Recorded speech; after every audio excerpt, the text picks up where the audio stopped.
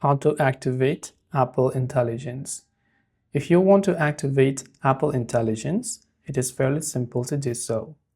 First of all, you have to ensure that you're using iOS 18 or above update. Open up Settings and go to the option that says General. Then go to the option that says Software Update. Check if you have any sort of update later than iOS 18 and then make sure to install it. Then you simply come back to Settings page again and locate an option that says Apple Intelligence and Siri. Tap on it.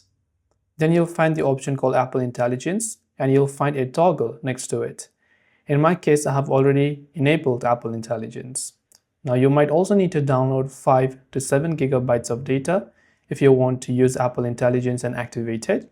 And remember that after you download it, there is no option to remove or uninstall just Apple Intelligence AI. So after you keep that thing, and unless you want to factory reset it, if you want to remove it, you can activate your Apple Intelligence. That's all for this video. If you have any questions, do feel free to leave them down. Thanks for watching till the very end and see you soon in the next video.